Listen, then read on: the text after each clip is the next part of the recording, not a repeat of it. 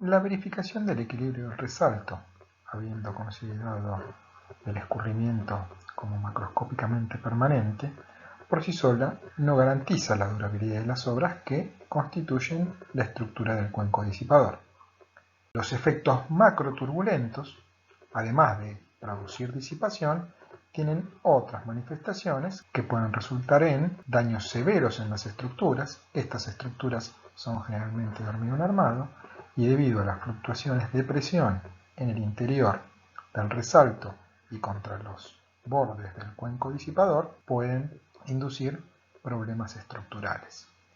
También está el riesgo para la estabilidad general de la obra por erosión del lecho aguas abajo. También entonces tenemos que contemplar cómo es la variación y las fluctuaciones de velocidades, sobre todo en la sección de salida del resalto y aguas abajo del resalto. Y también problemas de estabilidad de márgenes del cauce o canal aguas abajo del cuenco disipador debido al oleaje que se produce con el desarrollo del resalto. Estos fenómenos no pueden encararse en forma teórica y requieren de experimentación en laboratorios de hidráulica y también del análisis del funcionamiento de prototipos para poder caracterizarlos y cuantificarlos. Vamos a estudiar las presiones contra el borde de la estructura en el cuenco disipador. Después vamos a estudiar cómo es la distribución y la fluctuación de las velocidades en la sección de salida del resalto. Y finalmente vamos a analizar el oleaje que se produce aguas abajo del cuenco disipador. Empecemos entonces con el análisis de las presiones. Las presiones, obviamente, las podemos caracterizar a través de las presiones medias y de las presiones instantáneas que se produzcan en un determinado punto, en un determinado momento.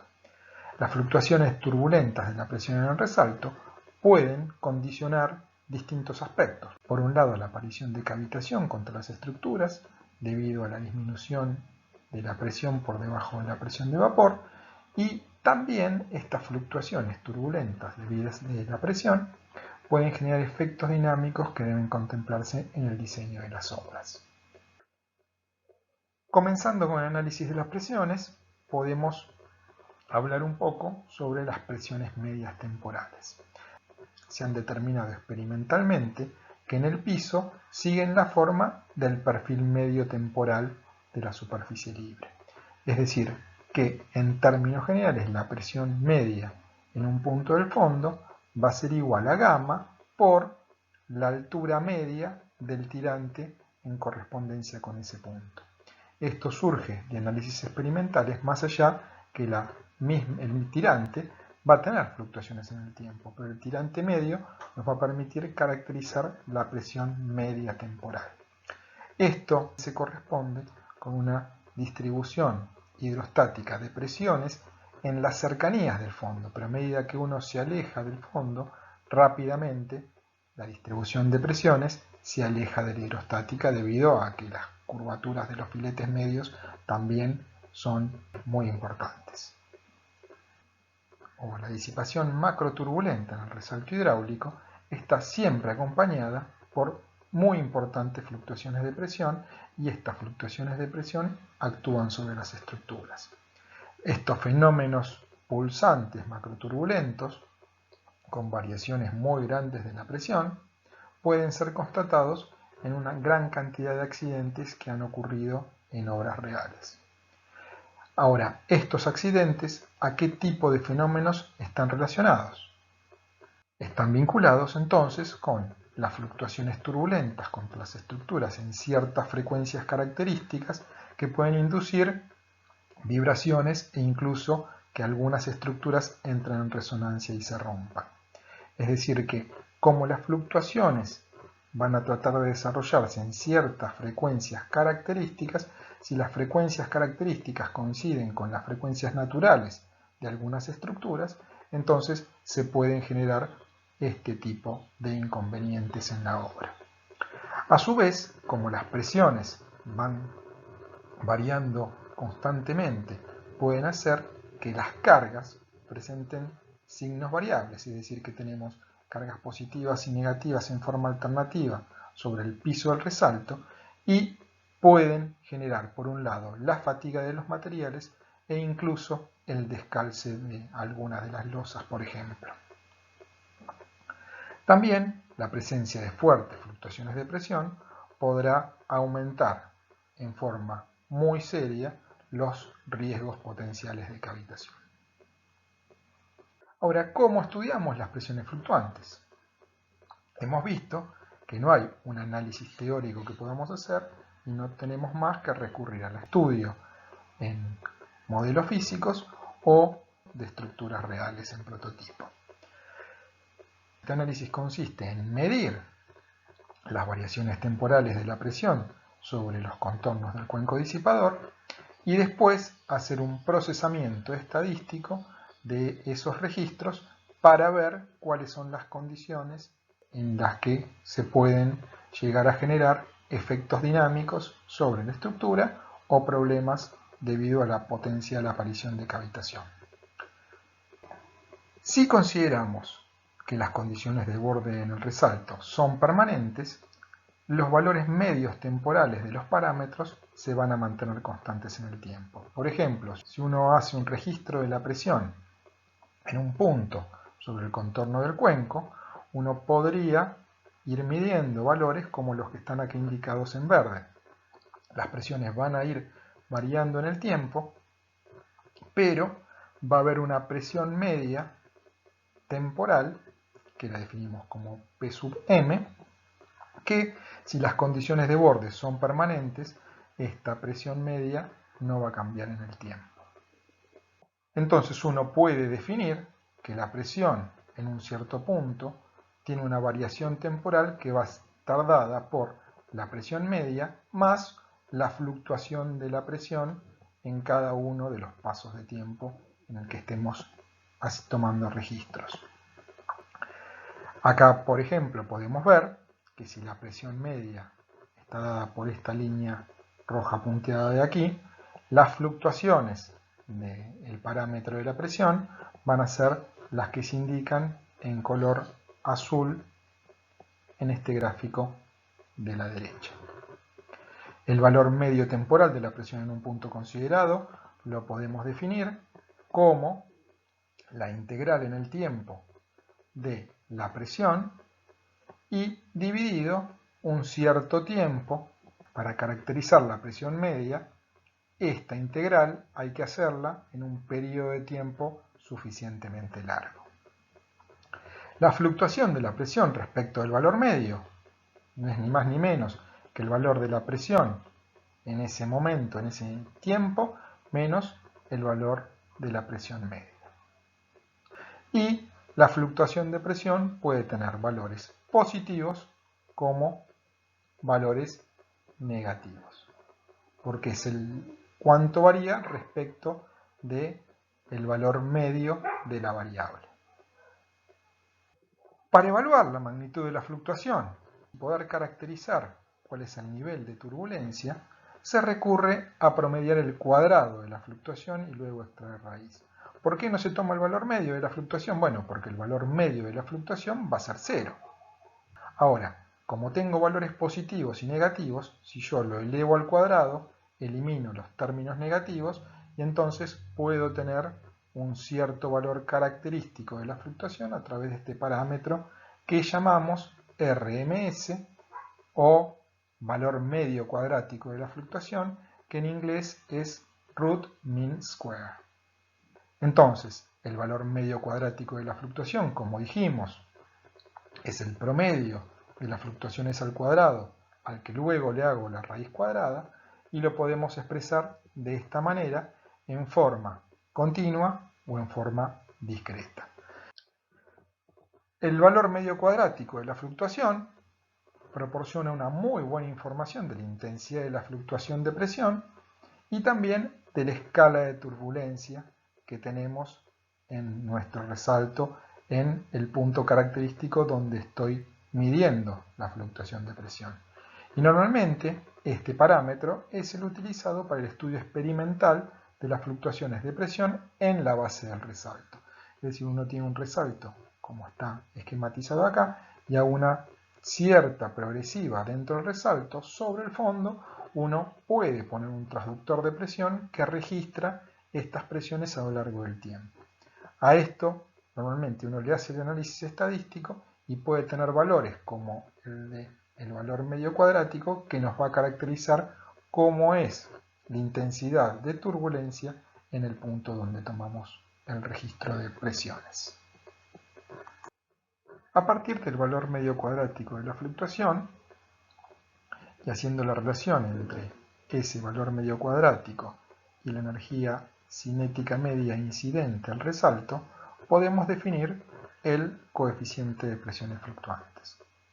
Este coeficiente de presiones fluctuantes, que lo llamamos C'P, es un indicador de la fracción de energía cinética incidente al resalto que es transformada en fluctuación de presión.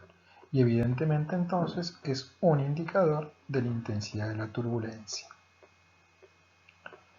La presión y su fluctuación en un punto del piso van a depender de las restantes variables dinámicas, es decir, tirantes, velocidades y por supuesto también de las propiedades físicas del fluido. Si uno toma todas las variables intervinientes y hace un análisis dimensional, podemos obtener que el C'P, que como vemos va a ser un parámetro dimensional, es función de la relación entre la progresiva a lo largo del resalto y el tirante de ingreso, el tirante conjugado de ingreso al resalto, el número de flujo incidente y el número de Reynolds incidente. Pero los resultados experimentales muestran que si el número de Reynolds incidente es mayor que un valor del orden de 10 a la 5, el coeficiente de presiones fluctuantes C'P no depende de la viscosidad del líquido. Y entonces C'P es solo función de la posición y del número de flujo incidente. Esta condición, que normalmente se da en los prototipos, es decir, que el Reynolds cumple con esta condición, si uno quiere representar el fenómeno en un modelo físico, evidentemente va a tener que tener un modelo físico que también cumpla con la misma condición de Reynolds. Esto lleva a que los modelos físicos para estudiar resaltos son de tamaños generosos. En esas condiciones, el modelo físico solamente tiene que cumplir con la condición de Froude y no con la condición de Froude y de Reynolds en forma simultánea. Este concepto de que para un cierto número de Reynolds incidente no importa la viscosidad del líquido para caracterizar los fenómenos turbulentos es coincidente con el concepto de que los grandes vórtices que generan la macroturbulencia no están influenciados por la viscosidad, aunque sí la transformación en calor de las pérdidas de energía lo están, pues esto se hace a la escala de los vórtices más chicos. Pero la transferencia de energía del flujo principal a los grandes vórtices no se hace a través de la influencia de la viscosidad.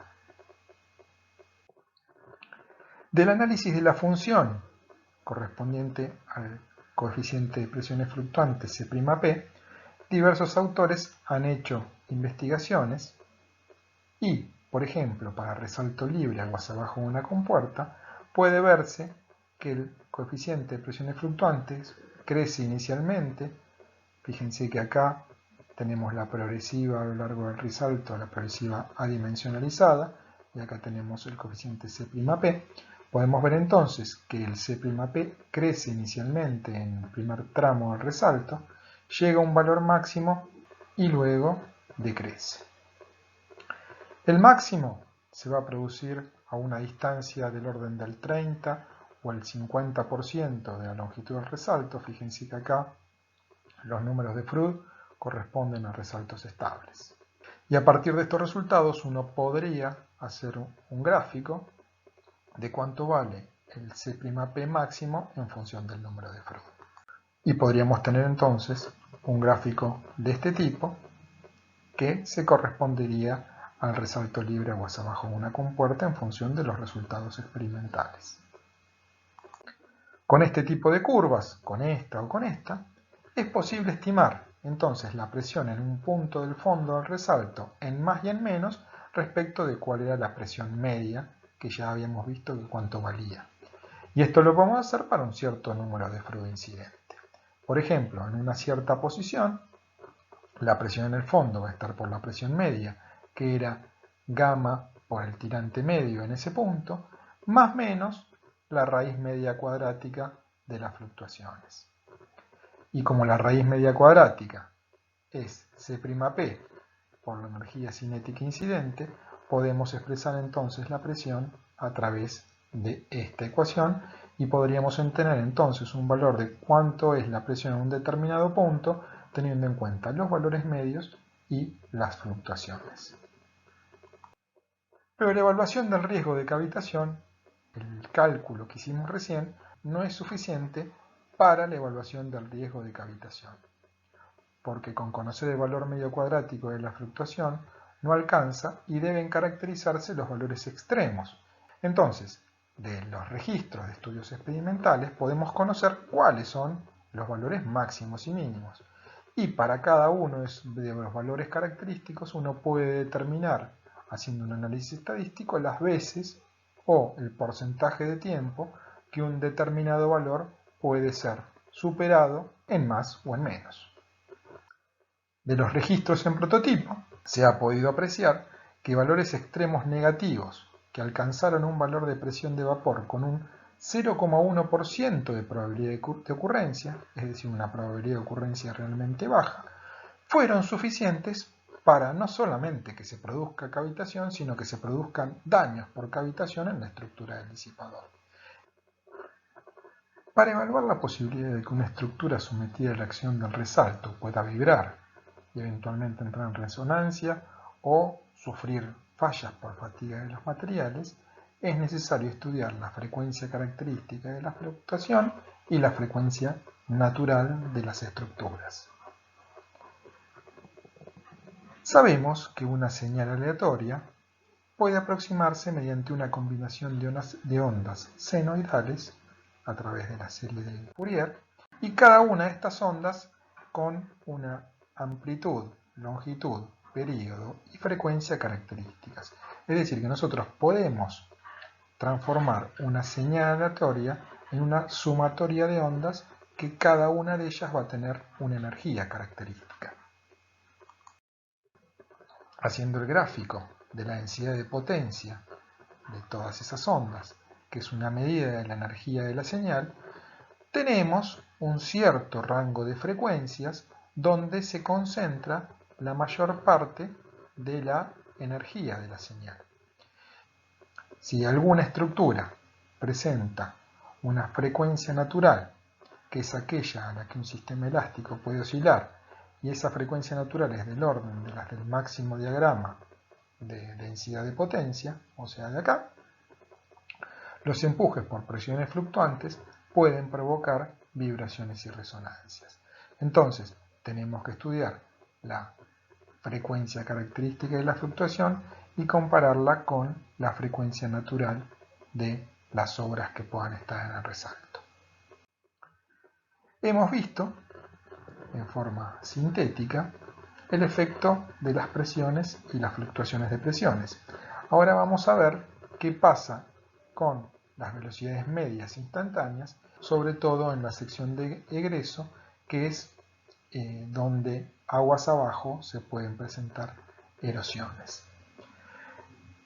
En la sección de aguas arriba, la distribución de velocidades va a ser cuasi uniforme y en general esta hipótesis es suficientemente adecuada. Pero aguas abajo, en la sección donde normalmente consideramos que termina el resalto y sobre todo si los FRUD son menores que 4,5, es decir que estamos trabajando con resaltos oscilantes, las experiencias muestran que si bien no hay recirculación, sobre todo en la parte superior, las velocidades en el fondo suelen mantenerse todavía altas y el perfil vertical de velocidades difiere del uniforme y por supuesto del logarítmico. Entonces, en la sección de salida del resalto, sobre todo en esas condiciones, uno podría tener una configuración como la indicada en la figura con el valor azul. Para caracterizar esas velocidades medias, se han realizado muchas experiencias, acá les muestro algún resultado, donde uno puede ver para distintos números de Froude cómo varía el valor de la velocidad en el fondo respecto de la velocidad media. Por ejemplo, en la sección final de un resalto aguas abajo de una compuerta, podemos ver que cuando el número de Froude está en el orden de aquellos que forman resaltos oscilantes, el valor de la velocidad de fondo respecto de la velocidad media puede andar en el orden de 1,9 o 2, y cuando ya vamos a una situación de resalto estable, ya si bien tenemos valores mayores a 1, pero nos vamos acercando a un valor de velocidad en el fondo semejante a la velocidad media del escurrimiento en la sección de aguas abajo. Pero si bien uno puede caracterizar el valor medio de las velocidades y tener un perfil de velocidades medios como el representado en azul, en realidad en cada instante de tiempo, debido a las propias fluctuaciones de velocidad que tenemos en la sección de aguas abajo, vamos a tener velocidades que van variando. Y uno, por ejemplo, podría tener un perfil como el indicado acá en rojo. Evidentemente, en el tiempo, este perfil va a ir cambiando y el perfil azul no es ni más ni menos que la integración de todos los perfiles instantáneos que uno puede tener en un lapso importante de tiempo. La velocidad, entonces, en un punto de la sección, sobre todo en la sección de aguas abajo, que es donde estamos trabajando ahora, lo podemos caracterizar como la velocidad f, lo que estamos viendo, por ejemplo, que pasa en una posición como esta de acá, en el tiempo, igual a la velocidad en ese punto f media, más la fluctuación de velocidad en ese punto. Y para caracterizar las fluctuaciones de velocidades, podríamos también evaluarlas a través del valor medio cuadrático de la fluctuación de velocidades. Por ejemplo, del análisis del valor medio cuadrático de la fluctuación de velocidades cerca del fondo, podemos tener velocidades instantáneas que caractericen el comportamiento del fenómeno aguas abajo del cuenco disipador que sean mayores a las correspondientes al valor medio temporal. Entonces, las velocidades instantáneas, esas definidas a través del análisis estadístico, son de alguna manera las que explican las importantes erosiones que se pueden tener aguas abajo de una estructura, sobre todo si los números de Froude son bajos. En esas condiciones uno tendría que tener las herramientas, uno tiene que hacer estas verificaciones y ver cómo son las fluctuaciones aguas abajo, porque es probable que uno tenga que hacer una obra de protección también aguas abajo del cuenco disipador para controlar estas velocidades que, por un lado, pueden ser mayores que la velocidad media, porque las velocidades medias temporales pueden tener valores mayores que los medios, pero incluso para caracterizar los valores instantáneos de velocidad que pueden ser los desencadenantes de los procesos erosivos. Por último, también vamos a analizar como una consecuencia del flujo turbulento que se desarrolla en el resalto, cómo son las ondas aguas abajo de un resalto hidráulico. Se ha observado que las ondas producidas aguas abajo de disipar ese resalto presentan amplitudes y periodos irregulares, no son ondas regulares. Y estas ondas además pueden mantenerse a lo largo de varios kilómetros aguas abajo en el canal e incluso, debido a efecto de curvas o cambios de sección, estas ondas y estas olas pueden amplificarse. Y este oleaje, en caso de ser suficientemente grande o tener características que puedan producir problemas en las márgenes, hagan que sea necesario construir protecciones para controlar los procesos erosivos. Acá tenemos una obra de disipación, si bien está ahogada, la intención no es ver el desarrollo del resalto, pero sí acá podemos ver en el canal cómo se desarrolla el oleaje hacia aguas abajo.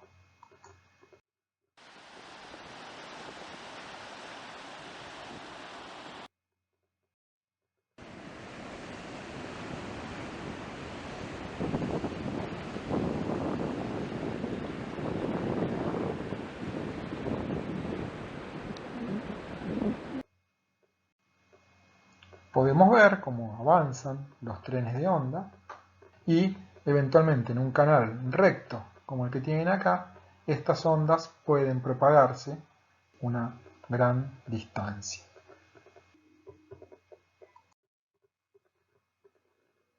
Algunos estudios experimentales han mostrado que las alturas de ola, las alturas significativas de ola que se producen, por ejemplo, hay unos estudios que se realizaron en el Instituto Nacional del Agua, donde a una distancia de 2 veces la longitud del resalto se midió el oleaje y se pudo ver que la altura significativa de las olas y los períodos eran función de los parámetros del escurrimiento en el ingreso del resalto.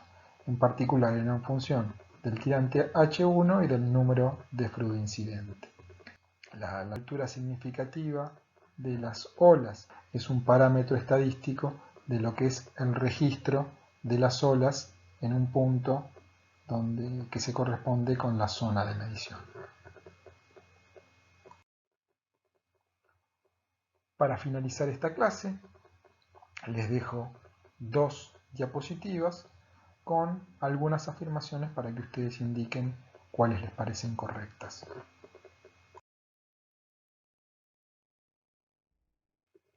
Por último, acá tienen la bibliografía que se utilizó para el desarrollo del apunte y para el armado de estas clases teóricas.